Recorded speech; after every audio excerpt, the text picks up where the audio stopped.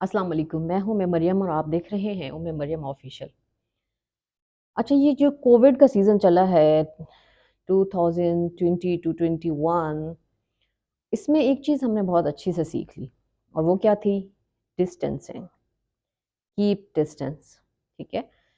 और उस वबा के दौरान हमें घरों पे रहना पड़ा और इसी तरह से अगर हम बाहर भी गए तो मास्क लगाए, जो कि स्टिल लगाए जाते हैं, दूसरे लोगों से डिस्टेंस रखा और इसी तरह बॉडी टच नहीं किया। और ये सब किस लिए हमने किया? अपनी हिफाजत के लिए, ताकि वो तकलीफ़ अगर किसी और को है तो वो हमारे अंदर ट्रांसफ़र ना हो, हम महफूज रह जाएं।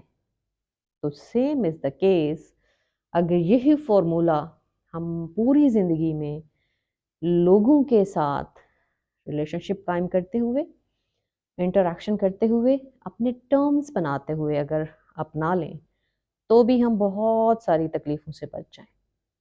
वो कैसे?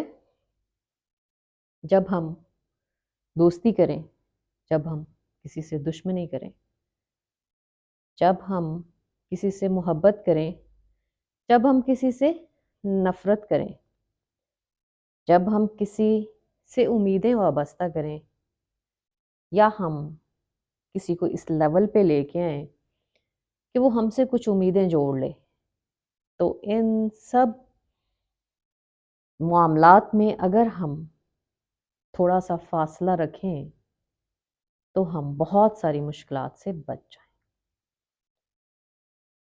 होता क्या है कि हम किसी को अपना दोस्त बनाते हैं, बेस्ट फ्रेंड बना लेते हैं और हम उनके साथ इमोशनली इतने अटैच हो जाते हैं कि जी हम अपने सीक्रेट्स, अपने प्रॉब्लम्स, अपनी वो बातें भी जो हम किसी आम बंदे को नहीं बताना चाहते, उनसे शेयर कर लेते हैं और इसी तरह से इतने करीब हो जाते हैं ताल्लुकात में, इतनी शेयरिंग कर लेते हैं रिसोर्सेज की, टाइम की, कि अगर बाद में जाके हमारे ताल्लुकात किसी वजह से ख़राब हो जाते हैं या हम बाद में उसको मैनेज नहीं कर पाते, तो फिर वही दूसरा बंदा जो आपसे मोहब्बत करता है, जो आपका बहुत अच्छा दोस्त है, वो अपना रवैया तब्दील कर लेता है और वो बातें जो आपकी पब्लिक को नहीं पता होनी चाहिए थी, वो उसके थ्रू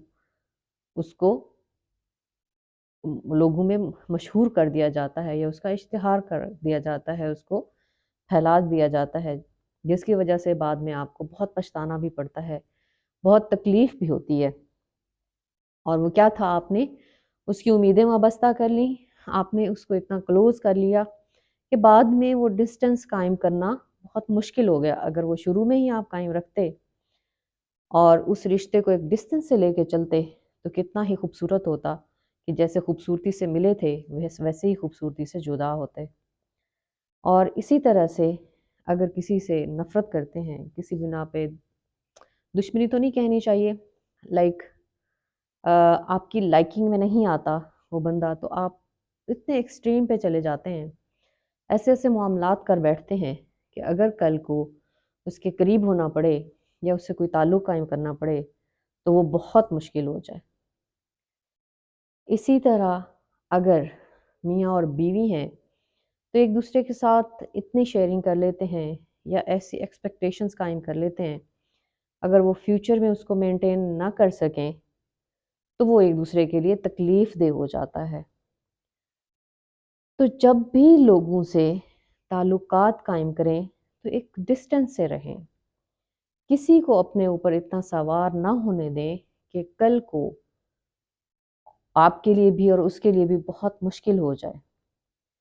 एक डिस्टेंस से अपने मामलात को तय करें और एक डिस्टेंस और अपनी पर्सनैलिटी की ग्रेस को मेंटेन करते हुए चलें। और जब आप किसी के साथ बहुत ज़्यादा इखलाक से पेश आएँगे या किसी के साथ बहुत अच्छे रहेंगे, तो भी आप मारे जाएँगे।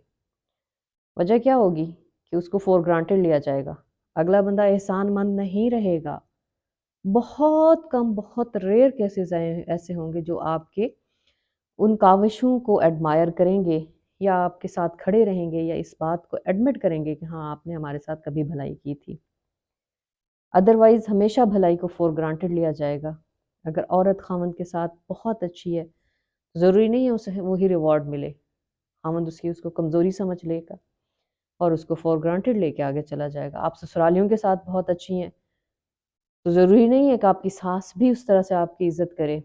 وہ بھی آپ کو ایک بہو سمجھ کر اور زیادہ تر گھر کی نوکرانی سمجھ کر آپ کے ساتھ ٹریٹ کرے گی. اگر آپ ساس ہیں اور آپ اپنی گریس مینٹین نہیں رکھتی ہیں اور بہو کے ساتھ آپ کا وہ فاصلہ نہیں رہتا تو کل کو بہو بھی آپ کو اسی طرح سے آپ کے جو کی گریس ہے، جو آپ کا مقام ہے، اس کو خراب کرے گی.